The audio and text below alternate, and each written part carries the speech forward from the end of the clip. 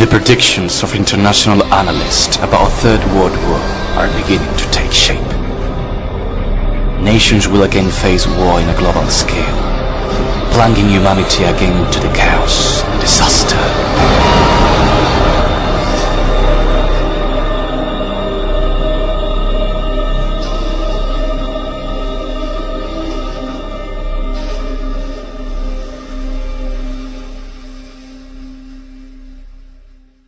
Anyone who is engaged in monitoring what is happening every day will realize that we are faced with a critical and delicate situation. An economic crisis which since 2008 has been sinking economies and impoverishing developed countries. The appearance of conflicts facing the world's major powers are the main topics that cause not only political experts, but also many ordinary people to worry about the very real possibility that we will find ourselves in the outbreak of a new global conflict.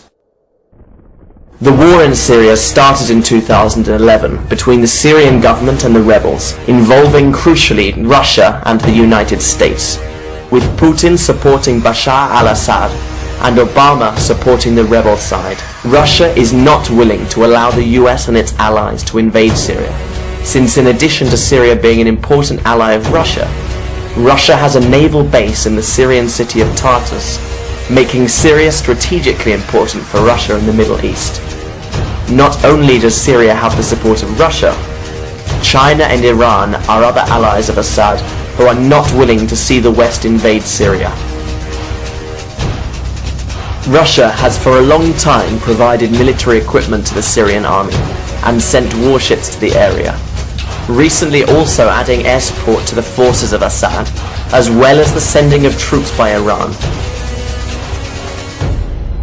On the other side are the alliance of America and their allies, bombarding Syrian territory and supporting the rebel enemies of Assad. Therefore, a clash between these powers and the attacks that are happening, or a clear ground invasion by the White House and NATO in Syria, would almost certainly lead to the worsening of the conflict, pushing other major nations to enter and cause the outbreak of a war on a large scale. Something similar is happening with the conflict in Ukraine. A conflict started in 2014 by the annexation of Ukrainian territories by Russia, with the ensuing confrontation between the forces of the Ukrainian government and the pro-Russian rebels. Since then, a race has happened in which Russia has been, according to reliable sources, sending troops, tanks and weapons to the pro-Russian separatists, while the European Union, together with NATO and the United States, have been doing the same thing with the government of Ukraine, a conflict that faces principally the US and Russia, as well as the European Union and NATO. Despite no direct conflict having yet occurred, from the year 2013, tensions have heightened between the two Koreas, even reaching the breaking of the Armistice of 1953, which had set in stone the non-aggression between the two countries. The North Korean regime of Kim Jong-un is carrying out several nuclear test detonations, not only as a show of force, but as a response to the economic sanctions that the UN has applied to this country, and the maneuvers of American and South Korean combat forces underway in waters close to North Korea. The resumption of a conflict between North Korea and South Korea, with the participation of the US supporting the latter, would also likely see the involvement of Russia, and especially China, supporting the North Korean regime. Iran's nuclear program, which the government of Iran says has the objective of improvements to healthcare, has made powers such as Israel and the United States suspicious, arguing that the true purpose of the program is to create nuclear bombs to attack their respective countries, leading these countries together with Europe to enforce economic sanctions against Iran to deter them from building their suspected weapons of mass destruction. This situation has led to escalating tensions, especially between Iran and Israel, with the latter declaring itself willing to attack Iran to stop its nuclear program. Arguably, the worst outcome would be that the US and Israel invade Iran. Russia and China would likely also support Iran without hesitation. We should also note the complex diplomatic situation between the US and Venezuela. The economic crisis, which has for several years consumed Venezuela, has resulted in bloody protests against the government of Nicolas Maduro, with the United States punishing it with harsh economic sanctions. If the US intended to invade Venezuela under the pretext of protecting the civilian population, a serious conflict could begin that would involve other allies of Venezuela, including several Latin American countries, as well as possibly also Russia and China. If we consider all these rising diplomatic tensions and potential conflicts confronting the world's major powers, along with the global economic crisis we are suffering, the outbreak of a world war on an unprecedented scale. But should we really be worried? Or will the outbreak of this global conflict just be a distant possibility, even with all these conflicts and tensions? There have been countless localized conflicts since the end of World War II, so why should we listen to pessimism and alarmist warnings? Arguably, the best way to understand whether the most powerful nations are considering the possibility of war is to look at what decisions they are making. For example, the Chinese government is without transparency increasing its military strength and expanding its territory in the sea and air, multiplying its military budget by 4 in 10 years, and heightening tensions with rivals such as Japan, South Korea and the US.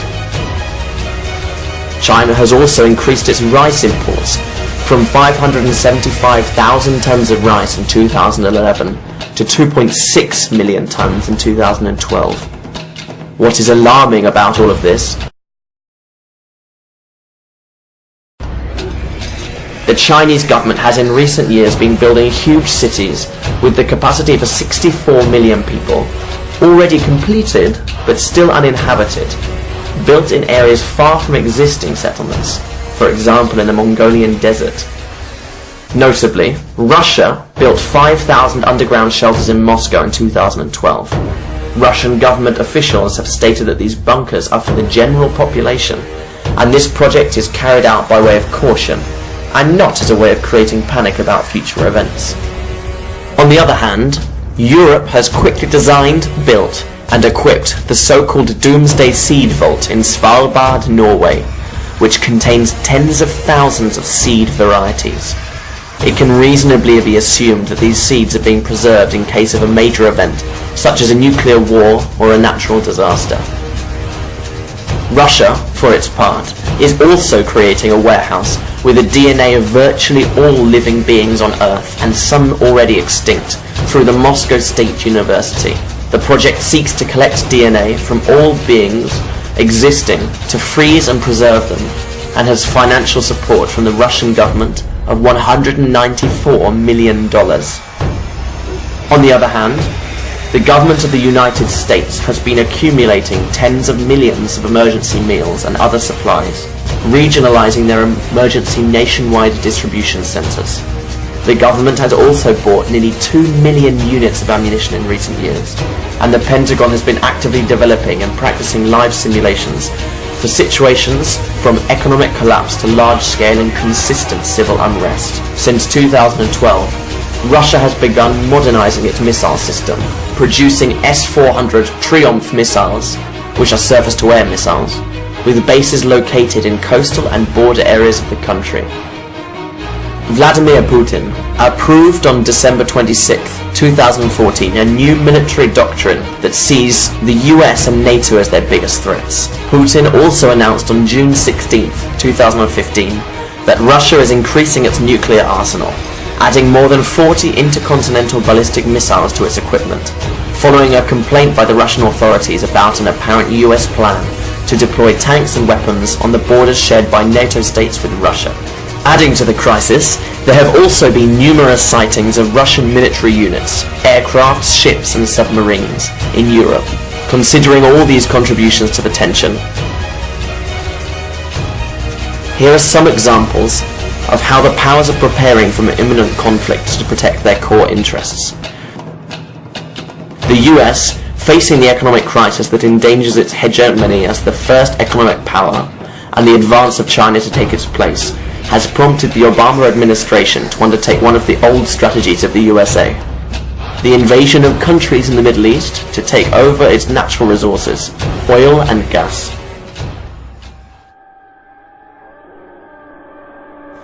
And for this reason, the US has her eye on countries such as Syria, Iran and Venezuela, countries rich in oil and gas. Venezuela has the world's largest reserve of oil and Iran the fourth largest.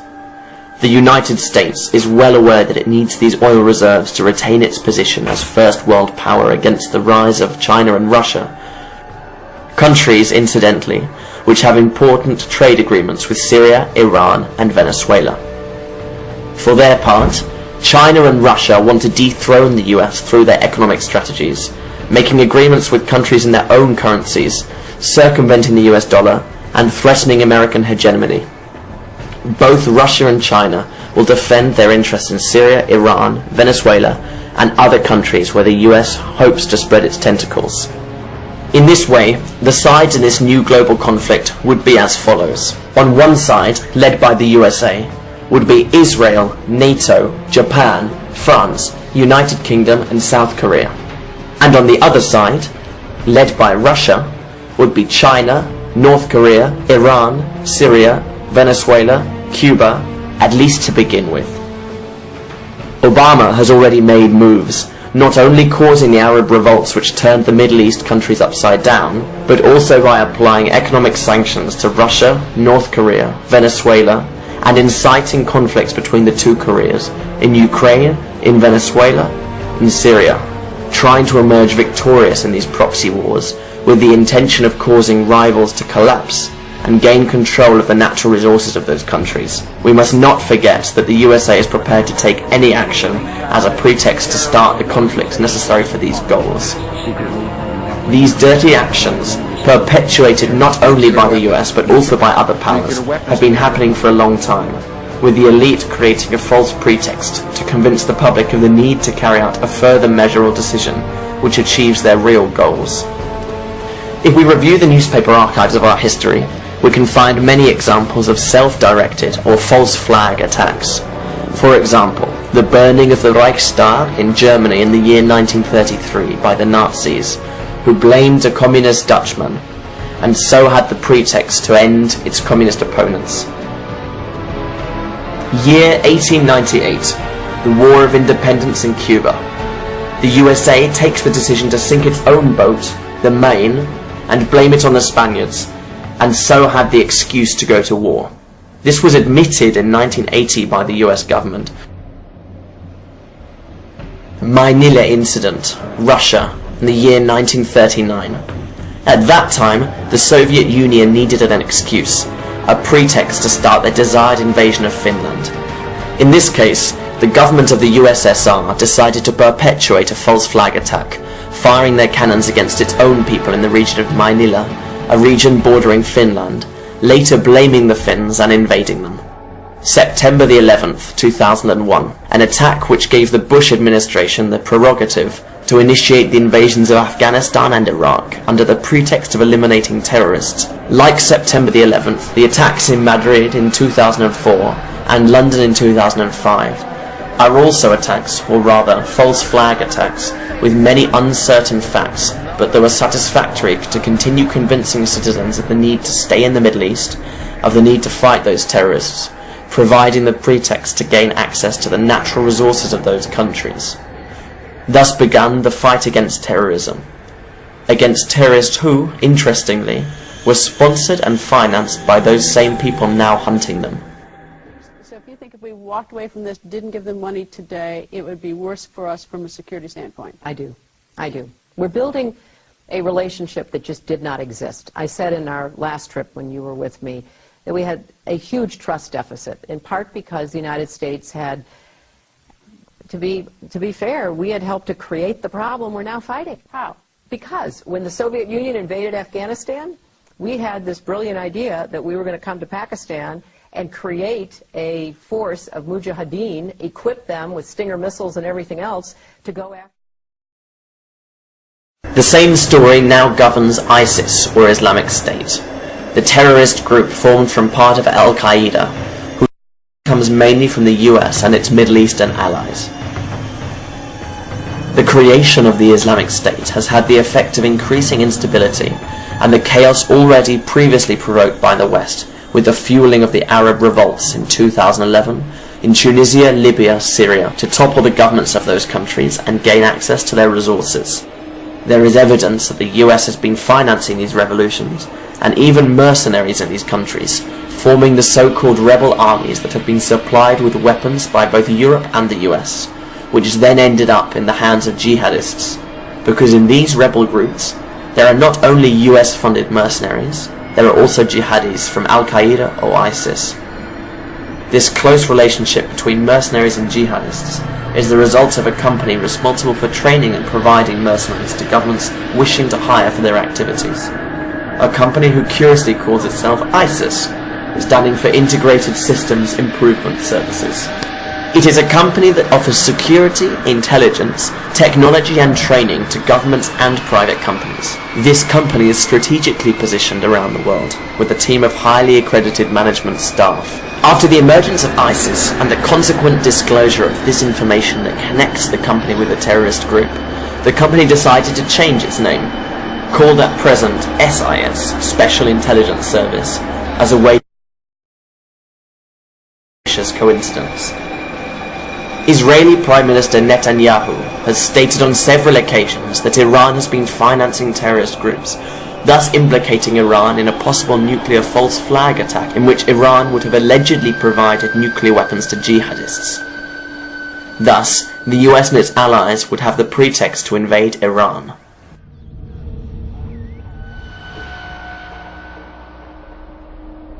While our leaders can become extremely ambitious and capable of wrongdoing in the pursuit of their own interest, surely no one could be interested in the outbreak of a Third World War, which would likely be nuclear, and cause untold destruction and chaos? Truly, we do not know how many countries will be directly affected in this war, but if something can be glimpsed in this world war, as in the two before it, there is something more than mere interest. In this war there would be no winning countries. The only winners would be those who really pull the strings, those who are above the political class and that use others as puppets to achieve their goals. The economic and financial elite. And although large employers are found in this elite, bankers for example, that would be seriously damaged by a global nuclear war, the real elite has objectives that are not economic but rather about power and control. This elite, led mainly by multi-billion-dollar families such as the Rockefellers, Rothschilds and Morgans, which over time have been harvesting power, both economic and political, through their financial institutions and companies, have been and are the drivers of the world wars and dirty operations to expand their tentacles where they see fit. Through the instigation of these world wars, the elite has not only been increasing economic benefits, but expanding its control over the system, achieving concrete goals that would lead them slowly to their ultimate goals with every war. But what would be the goals of the elite in this new world war? Firstly, reduction of the population. Personalities such as David Rockefeller and Bill Gates have expressed concern about the number of human beings that inhabit the planet, and the need therefore to reduce the world's population. They say that we are already almost 8,000 million and growing, in a world of finite natural resources. Not only would reducing the global population reduce the pressure on finite resources, it would also allow them to exercise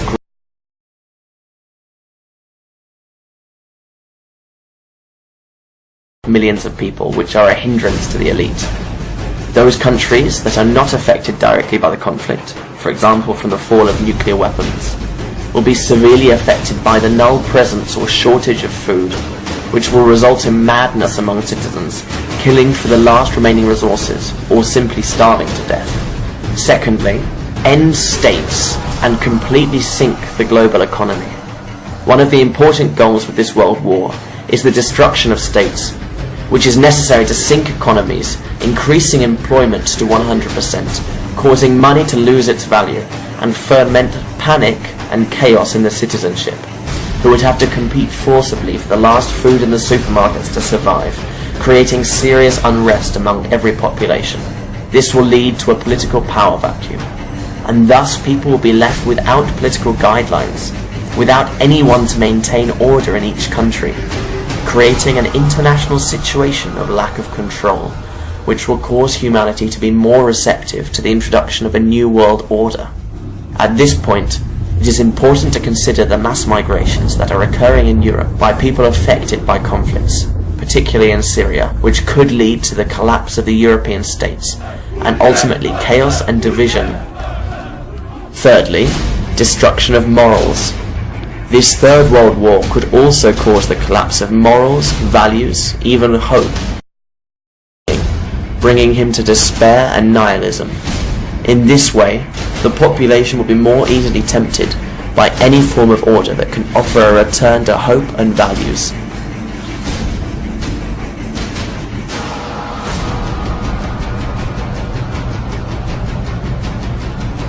All these factors are necessary to allow, as Rockefeller said, a perfect crisis, a great social cataclysm that causes the world's population to accept as the only solution the ultimate goals sought by the elite over the years.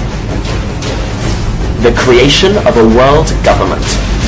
A world government as the only alternative to all that evil, under the promise that with such organizations under a single state, there will be no more wars or problems between human beings. While this may sound like something beautiful and for the benefit of all, behind it lies the macabre intention to bring humanity under total control, powerless except to serve this group of elites. But don't the elite control humanity already? Well, it certainly has achieved through capitalism a way of life to its benefit and a reach over almost all countries. However, they want absolute control over us, and to reduce much of the world's population, making that control easier and consistently more viable, and putting an end to the incessant rise of the population that could result in so much instability. The Third World War is also necessary, as an economic crisis alone is unlikely to result in the necessary uprising on an international level. Considering all this information about an impending World War III, what can we do? We should take a look at when faced with similarly serious moments. A revolution. Given the situation of international crisis in which we find ourselves, and the short time that we have left, the action that we must carry out is an international revolution, involving the taking of parliaments by the people in all possible countries, especially those with nuclear weapons, and force our politicians to ensure that all nuclear warhead and long-range missiles are destroyed immediately. We will need to convince the armies and state security bodies to join us, as we will need their help to direct us to the weapons. But the first thing that must be done before any forceful action is disseminate this information so that it can reach the maximum number of people possible, sharing this video through social networks and using those same networks to create a space for debate and decision making at an international level. It is time, sisters and brothers, that we rise up against this elite, that we leave aside our stupid differences, our fears, our selfishness, that we strive to save humanity and future generations, that we finish with this criminal and murderous system that has tormented us and to distract us from what really matters. We have to spread this message and to carry out an international revolution to stop this Third World War. This video is an international call to the action.